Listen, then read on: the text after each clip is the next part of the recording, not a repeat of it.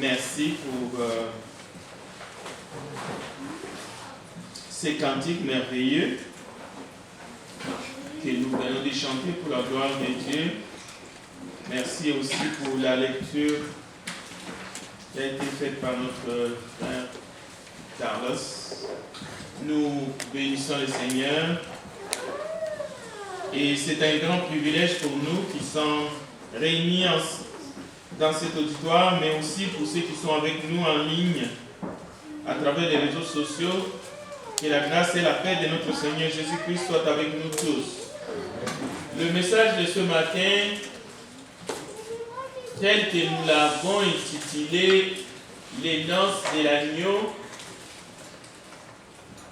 c'est un rassemblement. D'abord, Jean, dans l'Apocalypse chapitre 19, versets 7 à 9, est en train de voir, parce qu'il a été enlevé en esprit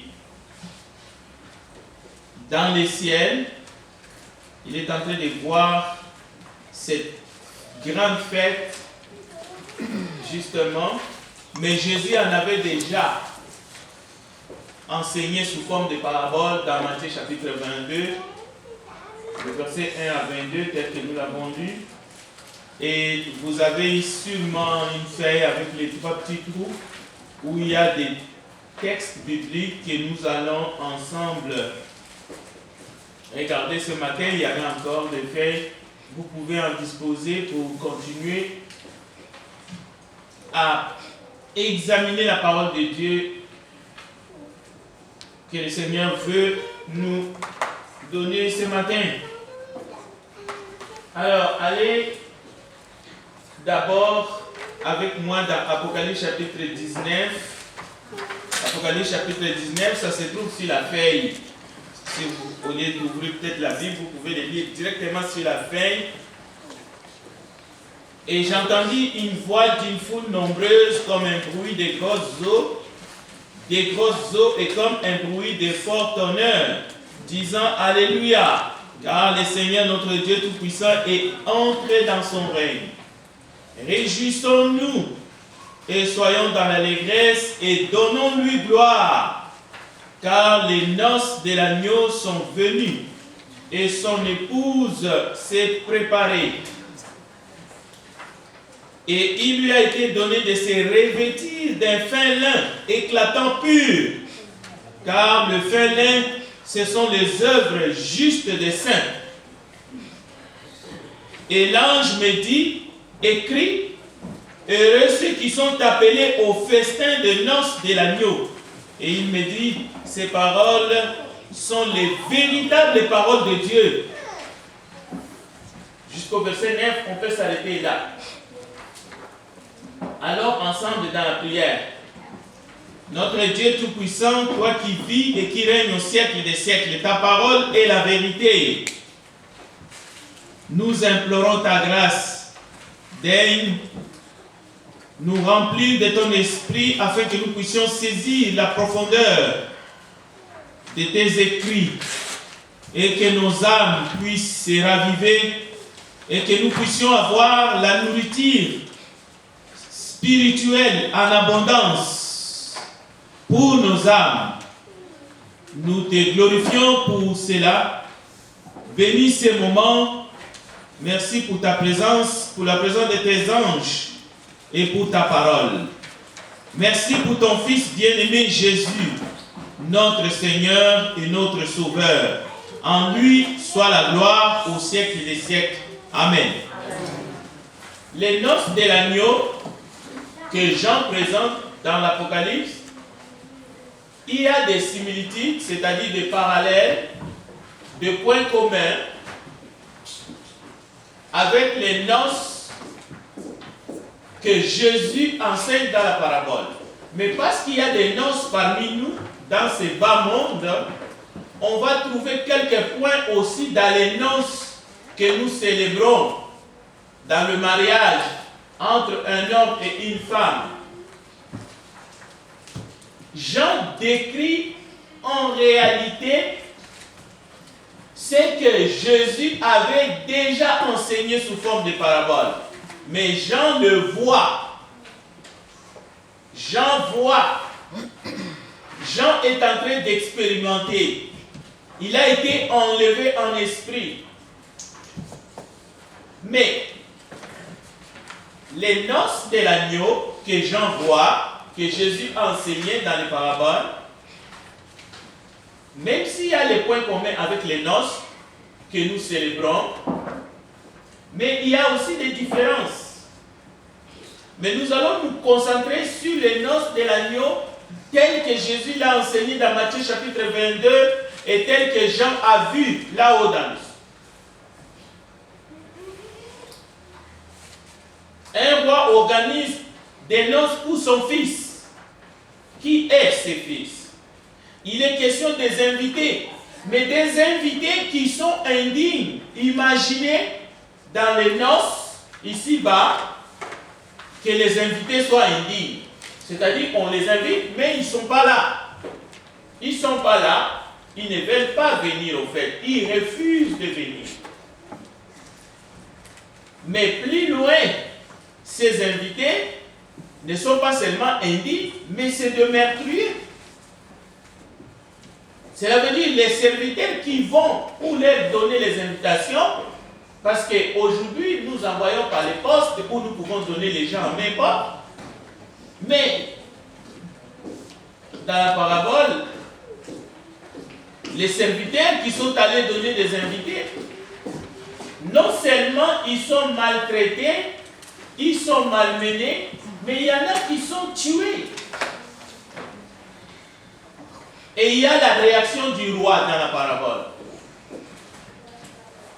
Et sa réaction, les textes nous disent, le roi fut irrité. Donc, l'irritation, c'est le début de la colère qui peut devenir verte. Mais il est aussi question d'un fraudeur. Quelqu'un qui se retrouve dans la salle des noces alors qu'il ne devrait pas être là. Parce qu'il n'est pas habillé comme il faut. Mais il n'était pas à sa place. Mais lui aussi, il y a un traitement qui lui est réservé. Voilà un très beau enseignement de Jésus, mais où il y a tout. Pourquoi nous disons il y a tout? Il y a des choses que nous n'aimons pas entendre. Mais il y a des choses que nous aimons entendre, comme les noces, la fête, la joie, le mariage, tout ça. Mais il y a un intrus. Il n'est pas bien habillé. On sait qu'est-ce qu'on lui réserve. Il est question de grincement des dents. Donc, les noces de l'agneau, telles que Jésus l'enseigne, telles que Jean le voit, il y a un peu de tout. Cela veut dire, c'est un enseignement pour nous. Oui, il est question d'un repas de noces, d'une belle robe de la mariée. Mais au centre justement de ces noces, de cette fête, dans l'Apocalypse, il y a l'époux. L'époux est mis au centre. C'est ce que Jean a vu. Il a vu ça. Tandis que dans Matthieu, c'est un roi qui organise les noces pour son fils. Donc nous devons comprendre tous ces enseignements. C'est important. C'est très important. Parce que nous avons aujourd'hui la grâce de recevoir le pardon de nos péchés, les saluts que Dieu nous offre. Mais si nous n'examinons pas les enseignements de Jésus, nous risquons de passer à côté. Prenons des exemples dans la Bible, mais des exemples simples. Le frère Néla nous a parlé de la nouvelle naissance, d'une question d'un docteur de la loi, qui lui, il est venu d'une manière toute humaine, mais Jésus lui a répondu aussi de manière simple. Et cela est à la portée de tous. À notre portée. Jacques chapitre 2 nous dit ceci. Comme le corps est sans âme, est morte, de même la foi sans les œuvres est morte. On connaît très bien ce texte. Jean chapitre 2, verset 26. Veux-tu savoir, ô homme, vain, que la foi sans les œuvres est inutile? Nous aimons la grâce de Dieu.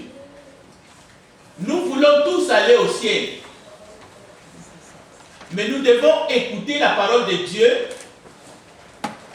pas dans le but d'écouter et de dire c'est bon. La mise en pratique est essentielle pour les tout. Nous allons voir deux approches du salut. D'abord, dans l'épistole aux Hébreux, et nous le savons tous, les versets se trouvent sur la feuille, donc ne vous en faites pas, vous l'avez. Hébreux chapitre 7, verset 5. Jésus peut sauver parfaitement ceux qui s'approchent de Dieu par lui. Donc, il ne faut pas s'approcher de Dieu par quelqu'un d'autre. Un saint, qu'il soit les bons ou les mauvais, qu'il soit vivant ou mort. Mais celui qui s'approche parfaitement de Dieu par Jésus-Christ, le seul médiateur entre Dieu et les hommes, Jésus-Christ est capable de le sauver parfaitement. Cela veut dire que c'est un salut parfait que Jésus offre. Et nous savons tous que c'est par la grâce qu'il est. Ça, c'est Hébreux chapitre 7, verset 25. Mais attention, il y a encore une autre vérité qu'il faut aller chercher dans 1 Pierre chapitre 4, verset 18. Et cette deuxième vérité nous montre notre responsabilité. Qu'est-ce dit 1 Pierre 4, 18? Le salut. D'ailleurs, il faut lire à partir du verset 14. Écoutez bien. 1 Pierre 4 à partir du verset 14. Sur votre feuille à 3 tours. Si vous êtes outragés pour le nom de Christ, vous êtes heureux, parce que l'Esprit de gloire, l'Esprit de Dieu repose sur vous. Que nul de vous, en effet, ne souffre comme meurtrier ou voleur, ou malfaiteur, ou comme s'ingérant dans les affaires d'autrui. Mais si quelqu'un souffre comme chrétien, qu'il n'en ait point honte, et que plutôt il glorifie Dieu à cause de ce nom. Écoutez le verset 17. Car c'est le moment où le jugement va commencer par la maison de Dieu. Or, si c'est par nous qu'il commence, quelle sera la fin de ceux qui n'obéissent pas à l'évangile de Dieu? Donc, il est question de jugement. Il est question de jugement dans la maison de Dieu. Verset 18. Et si les justes se sauvent avec peine, je vais m'arrêter là. Si les justes se sauvent avec peine, vous savez, si le diable veut vous tenter, si vous êtes un homme, il ne va pas aller vous chercher Beyoncé pour venir vous les présenter, pour que vous pensez que vous allez peut-être la voir pour un jour. Détrompez-vous. Si le diable veut vous tenter, si vous êtes une femme, ne pensez pas qu'il va aller chercher un milliardaire quelque part pour qu'il vous offre 2, 3 palais, un bateau pour vous. Non, le diable ne fait pas ça. Il sait que vous allez comprendre que ça, c'est une tentation. Ce que le diable fait, il utilise la parole. Beaucoup de chrétiens aujourd'hui, lorsqu'ils lisent la parole de Dieu, comme ces bouts de texte que nous venons de lire,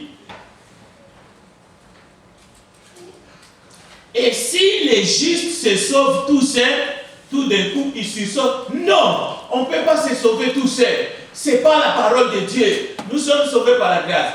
Vous êtes tentés par les diables. Parce que c'est la parole de Dieu qui le dit. Et ce texte-là ne veut pas dire que vous allez être sauvés par votre propre sang. Parce que votre sang, c'est un sang qui est souillé. Dieu n'a pas besoin de votre sang pour qu'il puisse vous sauver de vos péchés. Mais aller jusqu'à nier la parole de Dieu, la parole inspirée, il y a un problème. Alors, le diable ne viendra pas avec un chapeau long devant vous pour vous tenter. Il va utiliser la parole de Dieu. Il va vous amener à nier la parole de Dieu, à détester la parole de Dieu. Au lieu de prendre toute l'écriture, vous allez commencer à faire comme une poule ou un coq. Vous savez comment est-ce qu'il fait quand tu veux manger avec ses pattes. Après, il prend juste une graine, mais les autres choses. Alors, ne lisons pas la Bible comme une poule ou une coque. Revenons sur notre texte. Le texte dit clairement, et si les justes se sauvent avec peine, nous allons peut-être aller comprendre qu'est-ce que cela veut dire.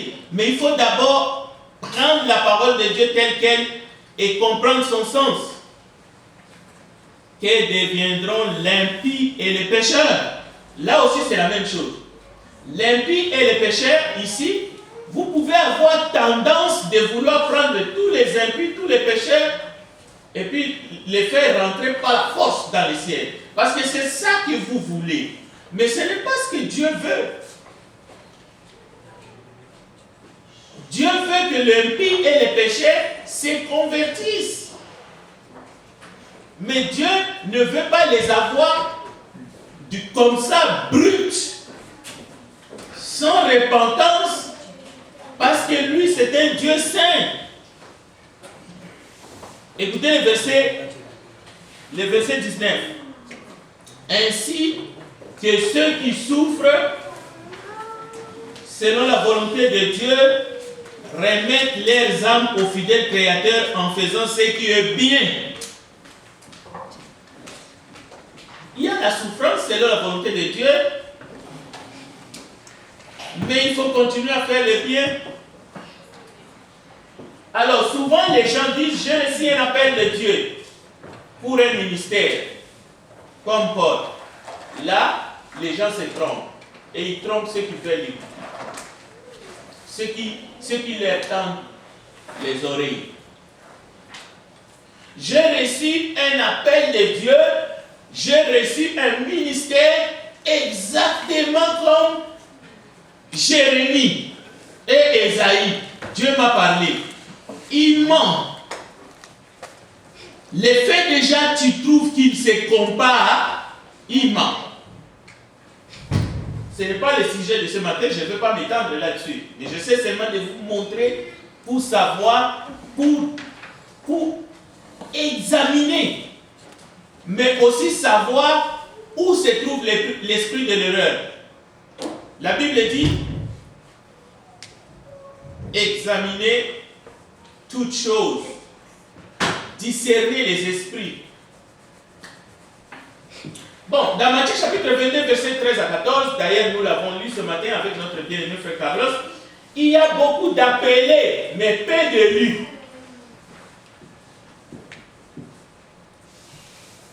Jésus est en train de dire, venez à moi vous tous qui êtes fatigués et chargés, je vous donnerai du repos. Prenez mon joug sur vous, recevez mes instructions, écoutez bien, recevez. Jésus dit, recevez mes instructions. Il ne dit pas, recevez les miracles. Jésus continue, il dit, car je suis doux et humble du cœur et vous trouverez du repos pour vos âmes. Bon, vous êtes en train de lire les textes avec moi. Imaginez qu'un appel rentre dans votre cellulaire tout de suite, mais vous ne décrochez pas.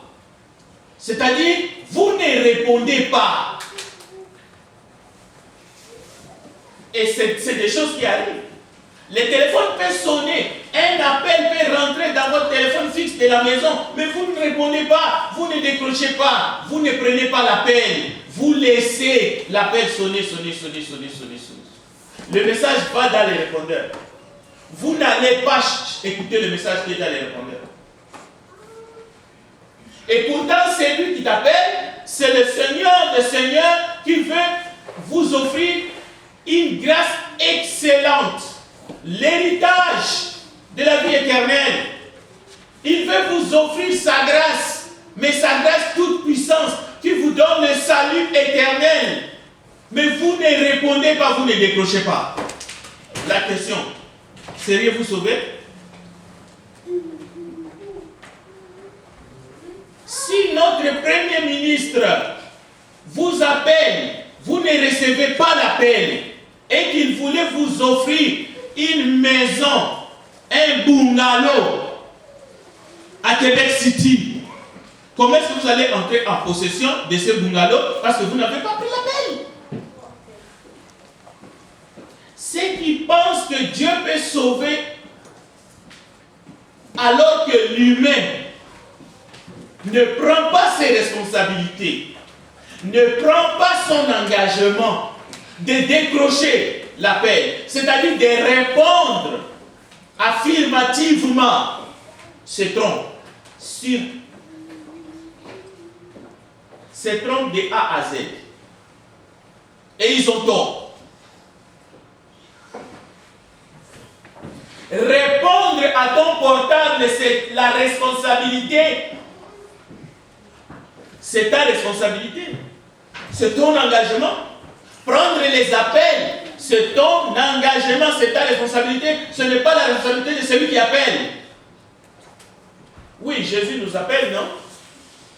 Mais vous savez où exactement Jésus nous appelle? C'est dans Romains. Nous avons tous été prédestinés en Jésus pour le salut. C'est sans exception. Mais est-ce que vous avez répondu affirmativement à l'appel du Dieu vivant? C'est ça la question. Et l'effet de répondre à l'appel ne signifie pas que la grâce n'est plus la grâce. Vous avez un répondeur automatique, mais si vous n'écoutez pas les messages, Jésus a dit, nul ne peut venir à moi si le Père ne l'attire. Mais avez-vous répondu affirmativement à celui qui t'attire? Est-ce que tu t'es laissé attirer? Est-ce que tu as répondu oui à celui qui t'attire vers la croix de son Fils? Autrement, nous ne sommes pas des humains, nous sommes des bouts de viande où on prend avec une grue et puis paf, on jette là-bas. Non, les salut ne se donnent pas comme ça. C'est pas la grâce, mais c'est à vous, c'est à moi, c'est à chacun de répondre affirmativement, de prendre l'appel de Dieu et d'obéir afin de s'approprier cette grâce. Alors, c'est la même chose. Les noces de l'agneau, qui est l'union de l'époux et de l'épouse, lors de l'enlèvement de l'Église, les textes déjà dans l'explication de Jésus dit de manière claire, il est question du salut, il est question de l'héritage de la vie éternelle sous forme de paraboles. Plusieurs refuseurs. On peut refuser que quelque chose qui a été à la portée, à notre portée, qui nous a été donné gracieusement. Et plusieurs fois Jésus va enseigner, et vous allez voir encore aujourd'hui, dans la parabole du filet aussi. 1 Thessaloniciens chapitre 4, verset 15 à 17, nous montre exactement ce qui va se passer les jours des noces de l'agneau, les jours de l'enlèvement de l'église, les jours où l'époux va venir chercher son épouse, les jours de l'enlèvement. Et là, nous entrons dans qu'est-ce qui va se passer ces jours-là. Ou quand aura lieu le jugement dernier. Est-ce que le jugement dernier aura lieu avant l'enlèvement ou après l'enlèvement? C'est là où la théorie des 1000 ans vient s'incruster tout simplement par une lecture simple, une lecture simpliste, parce qu'il n'est jamais question de 1000 ans, parce que le 1000 ans qui est là est symbolique. Maintenant, si vous voulez comprendre comment ça va se passer exactement, n'allez pas chercher dans votre esprit. Regardez dans les Écritures. Comment est-ce que l'enlèvement va se passer? Comment est-ce que tout va se passer ces jours-là? Écoutez, il y a des hommes et des femmes qui se préparent pour les jours du mariage. Ils prennent le temps. Mais le jour le plus important, c'est ces jours-là. Le jour du noce de l'agneau, tout ce que nous sommes en train de faire ici, nous saurons que si nous l'avions bien fait ou pas. Parce qu'il y en a qui vont rater l'enlèvement. Mais ceux qui ne vont pas rater l'enlèvement, ils sauront, ouais, nous sommes investis pour des vrais. Le Seigneur nous a réellement fait grâce. Mais aujourd'hui, on s'amuse parfois. Et nous n'avons pas le droit de s'amuser. C'est pour cela que nous sommes ici pour adorer en esprit et en vérité et écouter les enseignements et le mettre en pratique dans nos vies. Parce que c'est une question de vie et de mort. Le simple fait de rater l'enlèvement, c'est déjà un verdict. Cela veut dire que c'est un jugement. N'attendez pas un autre jugement dernier. Lesquels? Alors, comment savoir ce qui va se passer exactement? Cherchez Matthieu chapitre 13. Vous ne l'avez pas sur la feuille. Je vais le lire ici devant. D'ailleurs, c'est affiché. Jetez juste un coup d'œil. C'est affiché. Écoutez bien. Jésus, par une autre parabole, explique maintenant lui-même ce qui va se passer. Le Seigneur en personne, il ne dit pas donc il dit une parabole et il donne l'explication. Donc je n'explique rien.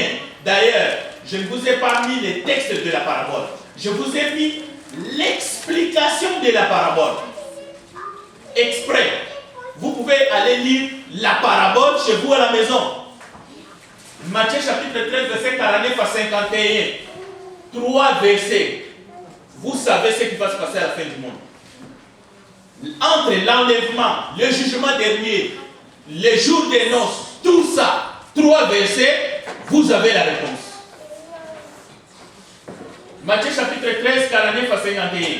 C'est ainsi que les choses se passeront à la fin du monde. J'ai lu les textes. Ce n'est pas mes paroles, c'est les paroles du Dieu Tout-Puissant. Regardez dans votre Bible. Si vous avez des doutes, Matthieu 13, 49. Je lis en français courant. C'est ainsi que les choses se passeront à la fin du monde. Les anges viendront et sépareront le méchant d'avec le juste. Et ils le précipiteront dans la fournaise ardente où il y aura des pleurs et des grincements des dents. Le verset 51. Avez-vous compris tout cela? C'est Jésus qui dit. C'est Jésus qui te pose la question. Avez-vous compris tout cela? Il répondit oui. Alors si vous n'avez pas compris ce matin, il faut dire non. Ces 2 versets, vous n'avez pas compris? Je répète. C'est ainsi que les choses se passeront à la fin du monde. Les anges viendront et sépareront le méchant d'avec les justes. Et ils les précipiteront dans la fournaise ardente où il y aura des pleurs et des grincements des dents. Donc il n'y a pas d'intervalle ici.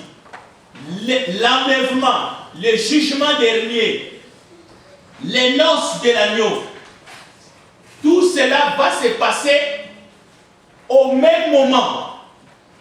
C'est pour cela que je vous ai dit, l'effet de rater l'enlèvement, c'est un verdict du jugement dernier.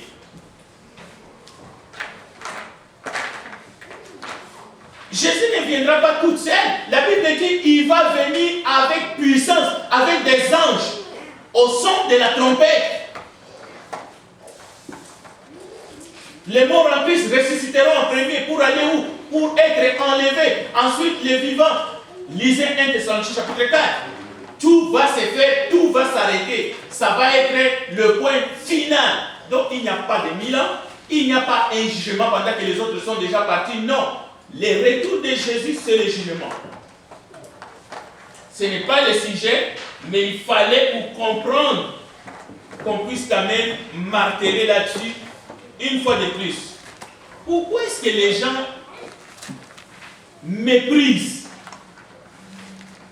ne sont pas dignes? Les invités, vous êtes parmi les invités, mais vous refusez de venir. Maintenant, c'est à qui la faute? À celui qui fait grâce? Maintenant, on va un peu aller dans la conclusion, insister sur les invités qui ont répondu oui à l'invitation et qui pensent que l'affaire est bouquée. C'est-à-dire, c'est fini, maintenant, je n'ai plus aucun engagement, mon salut ne dépend plus de moi, parce que je suis déjà dans la salle. Mais nous venons de voir dans Matthieu chapitre 22, il y avait quelqu'un qui était dans la salle, mal habillé, on l'a mis dehors, on l'a chassé. C'est écrit noir sur blanc. On lui demande même, que fais-tu ici? Et on l'expulse. On va continuer. Regardons rapidement le verset 1 Corinthiens chapitre 3, verset 15. Il est écrit, pour lui, il sera sauvé comme au travers du feu. Qu'est-ce que signifie être sauvé comme au travers du feu? Bien sûr, être sauvé comme au travers du feu est relié avec les récompenses. Avec certaines récompenses. Bon, d'accord. Là, quelqu'un dira, bon, écoutez, il s'agit de perdre les récompenses, mais pas perdre les saluts. Attention, à ce moment, on s'en fiche complètement des enseignements de Jésus-Christ sous forme de paraboles, mais avec des explications concrètes. Écoutez ce que Paul dit, car personne ne peut poser un autre fondement que celui qui a été posé, savoir Jésus-Christ. Si quelqu'un bâtit sur ce fondement avec de l'or, de l'argent, des pierres précieuses, du bois, du foin, du chauve, l'œuvre de chacun sera manifestée. Vous voyez de quelle œuvre il s'agit ici? Ce sont des bâtisseurs. Il s'agit de déplacer les fondements. Si l'œuvre est bâtie par quelqu'un sur le fondement subsiste, il recevra une récompense. Si l'œuvre de quelqu'un est consumée, il perdra sa récompense. Pour lui, il sera sauvé comme au travers du feu. Alors, comment est-ce que quelqu'un qui a perdu la récompense, parce qu'il a bâti avec de la matière qu'il ne fallait pas, peut être sauvé? Cela veut dire, au dernier moment de sa vie, il va revenir à la sainte doctrine. Il va revenir au fondement des apôtres, doctrine de Jésus-Christ, fondement des apôtres et des prophètes. Mais tout ce qu'il a bâti, la fausse religion, ça va aller dans le feu, ça ne comptera pas, mais il doit revenir. C'est le cas, par exemple, du brigand. Il a dit quelques paroles juste avant sa mort, mais après, il a reconnu Christ dans son identité. Sauvé en catastrophe, comme au dernier moment. Jude est en train de parler des gens qu'il faut sauver en les arrachant du feu. Ce sont des gens qui sont dans l'église, mais qui enseignent de fausses doctrines, des hérésies, et qui sont là, qui combattent l'œuvre de Dieu. Si, avant leur mort, grâce à l'enseignement saint de la doctrine qui est défendue par des évangélistes, des docteurs, des apôtres au 1er siècle, ces gens-là se convertissent, on les a arrachés du feu. Ils sont sauvés comme au travers du feu. Mais ça n'a rien à voir tu as vécu comme un ami du diable et ton salut est garanti, mais c'est seulement les récompenses, les couronnes que tu vas perdre. Ça n'a rien à voir. Sauver au travers du feu, c'est sauver en catastrophe. C'est comme les pompiers quand ils entrent là où la maison brûle. La personne est sauvée comme au travers du feu, c'est-à-dire au dernier moment de sa vie. Maintenant, si tu penses que tu peux vivre comme tu veux et au dernier moment de ta vie, tu vas réussir à te sauver, vas-y, bonne chance. Parce que tu risques de rester dans la maison qui a pris feu et d'être brûlé vif. C'est ça seulement que tu risques. On ne te le souhaite pas. On ne te le souhaite pas. Mais on ne peut pas dire que quelqu'un, Dieu n'est pas capable de sauver quelqu'un au dernier moment. Non, nous ne disons pas cela. Le brigand de la croix devant Jésus est là. Et il y en a d'autres. Alors, Jude chapitre 1, verset 23. Mais aussi, attention avec des hommes qui ont servi et des femmes qui ont servi Dieu. Parce que Jésus a mis une mise en garde. Qui es-tu, toi, qui juge les serviteurs d'autrui? Qui se tient debout, qui tombe? Lui, il est capable. Il est capable. C'est pour cela, il ne faut pas dire, moi je vais faire ça parce que l'autre fait ça. Parce que tu ne sais pas. Moïse, Dieu n'a pas voulu qu'il entre à Canaan. Il l'a même enterré. Mais il y a d'autres qui sont morts dans le désert. Ils n'ont pas été enterrés par Dieu. Ils ont été maudits par les serpents. La comparaison n'est pas raison. Et il y a beaucoup d'hommes et de femmes de Dieu, des serviteurs et des servantes qui ont travaillé avec Dieu, qui ont lutté avec Dieu. Jacob et plein d'autres. Et on connaît leur fin. Jean-Baptiste a dit, mais est-ce que c'est vraiment lui ou c'est pas lui? Il a envoyé ses disciples et tout. Mais il n'a pas été traité de quelqu'un qui a douté. Il a été décapité. Mais Jésus a parlé en bien des gens. Il n'y a pas parmi ceux qui sont nés de femmes plus grands que Jean. Chers frères et sœurs, il y a un jugement qui a déjà commencé dans la maison de Dieu, pendant que l'Église est encore ici-bas. N'oubliez pas cette parole. C'est le moment où le jugement va commencer par la maison de Dieu et elle a déjà commencé. Or, si c'est par nous qu'il commence, quelle sera la fin de l'impie? Que deviendront l'impie et le pécheur? Oui, Jésus, n'est-ce pas, il a dit, je ne suis pas venu pour les justes, mais pour les pécheurs. Mais écoutez le message ici. Ce n'est pas une contradiction, c'est la vérité. Cela veut dire que nous devons prêcher l'évangile parce que l'impie et les pécheurs ont besoin d'entendre l'évangile afin qu'ils puissent sortir du bourbier. Mais l'impie et les pécheurs doivent attendre l'avertissement de Dieu. Dieu ne laissera pas entrer ce qui est pourri dans son royaume. Dieu invite les gens. Dieu donne sa grâce. Mais si quelqu'un refuse, ben il refuse. Il n'a qu'à s'en prendre à lui-même. Et on ne peut pas lui forcer. On ne peut pas lui forcer. Mais nous supplions en annonçant l'évangile, parce que la sagesse de ce monde est une folie devant Dieu. Nous supplions toute personne de se plier devant Dieu, de se prosterner devant le Dieu de toute grâce, mais une fois qu'on entre dans cette grâce, de tenir bon, de rester ferme, de ne pas avoir des idées qui se promènent sur la grâce de Dieu à bon marché, croyant qu'on peut faire tout ce qu'on veut. Non. Même les apôtres ont reçu le même message. Les évangélistes, les anciens ont été mis à garde. Prenez garde à vous du troupeau que le Seigneur s'est acquis de son propre sang. Partout dans la Bible, vous allez trouver, même pour établir les anciens dans l'église, c'est un jugement. Il faut trouver des hommes irréprochables, mariés d'une seule femme. Le texte est là. Vous pouvez le lire dans 1 Timothée, dans Tite chapitre 1, verset 4. Il faut que l'évêque soit irréprochable comme économe de Dieu. Qu'il ne soit ni arrogant, ni colère, ni adonné au vin, ni violent, ni porté à un gain déshonnête. jugement.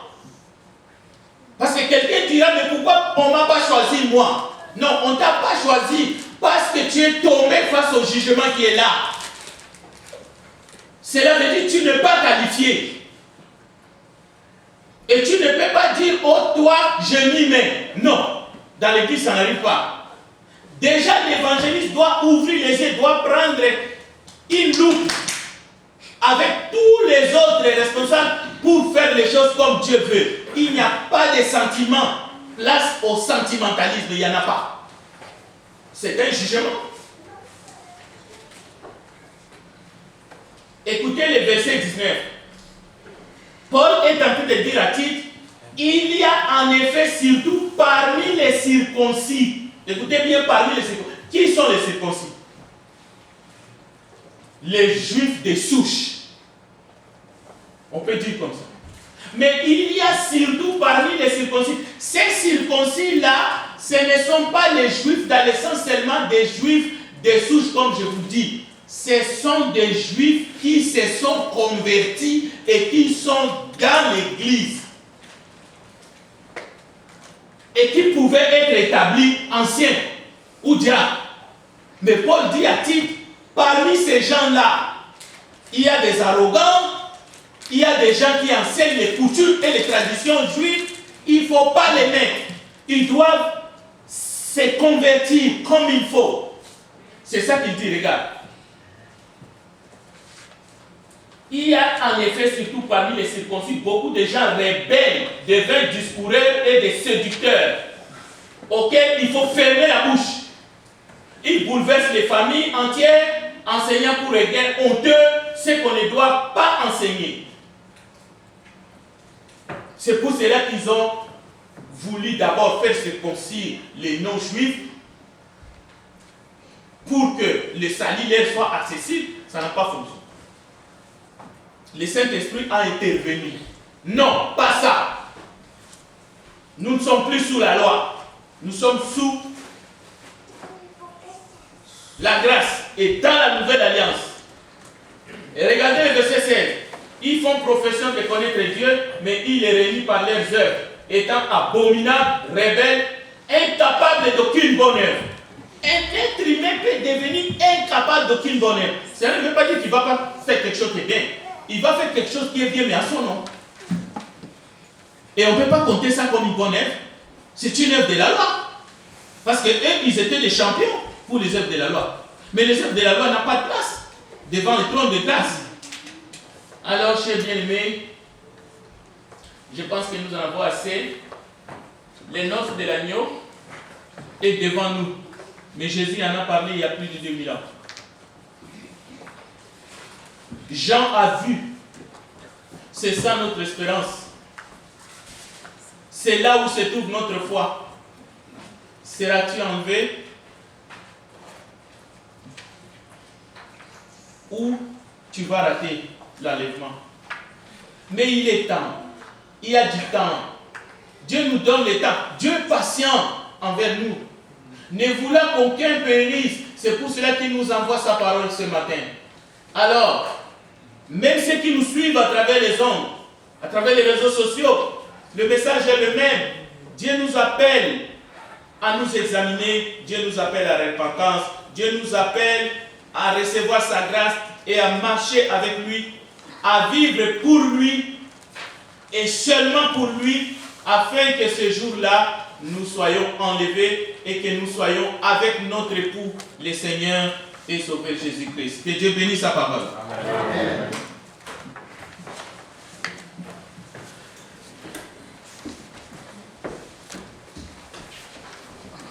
Nous allons nous mettre à debout en chantant le cantique 69. Le cantique 69. Oh, croyez que Dieu vous donne tout ce qu'il promet, un sauveur qui vous pardonne, un sauveur parfait, un sauveur plein de puissance.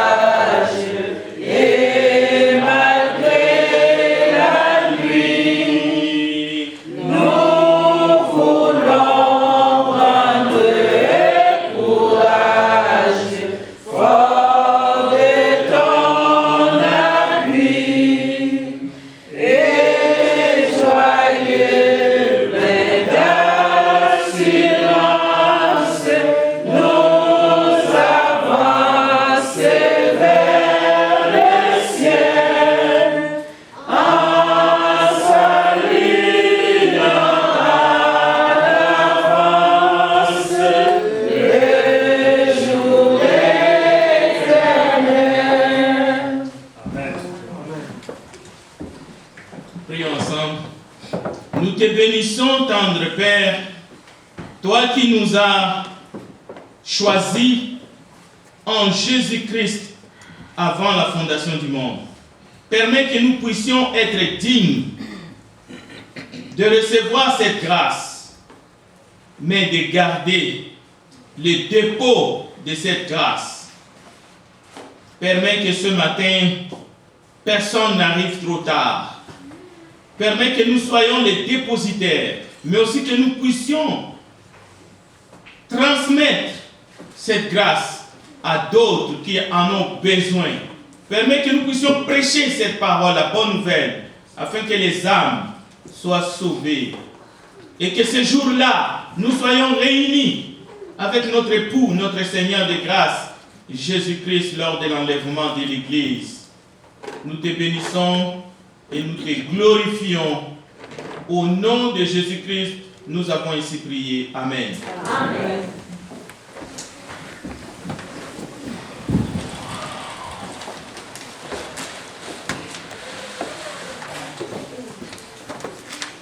Avant de passer au Père du Seigneur, nous allons chanter le cantique numéro 30. Le numéro 30. Ma richesse, ma gloire et ma félicité. Oh Jésus, c'est de croire que tu m'as racheté.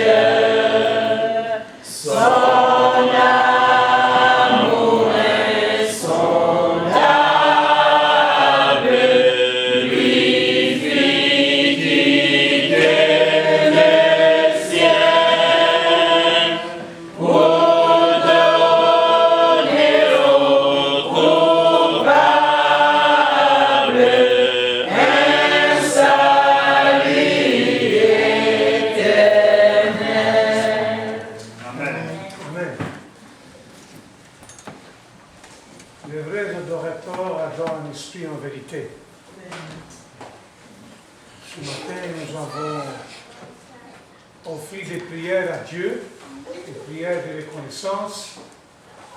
On a enseigné sa parole. On a chanté des cantiques à la gloire de Dieu. On a prêché sa parole. Et maintenant, nous allons s'approcher au repas du Seigneur en communion avec Jésus. Dans Luc écrit dans les Actes des Apôtres, chapitre 20, verset 7, que nous étions réunis chaque premier jour pour rompre le pain. De même, nous, aujourd'hui, on se réunit chaque premier jour pour participer au repas. On prend le pain sans levain et on prend la coupe, le fruit de la vie. Pas d'autre chose, mais ces deux éléments-là.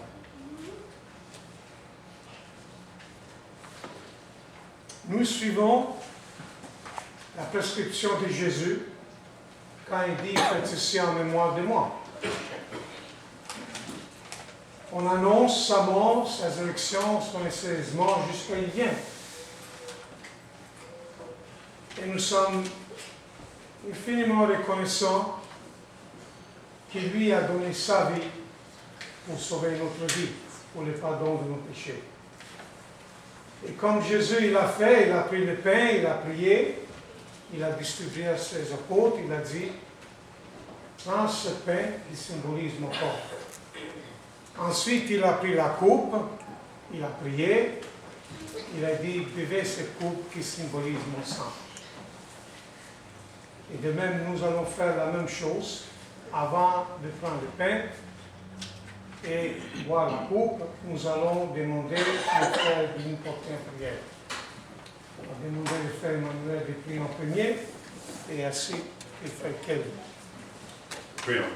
Tendre Père Céleste, nous te remercions, Père, premièrement, pour nous donner cette opportunité de nous réunir ici en ce premier jour de la semaine pour adorer un instant en vérité. Et voici, Père, que nous allons partager ce pain qui représente le corps de ton Fils Jésus-Christ, crucifié sur la croix pour nos péchés. Merci, tendre Père, pour ce grand amour envers nous, que tu as envoyé ton Fils unique mourir sur la croix pour nos péchés, Père.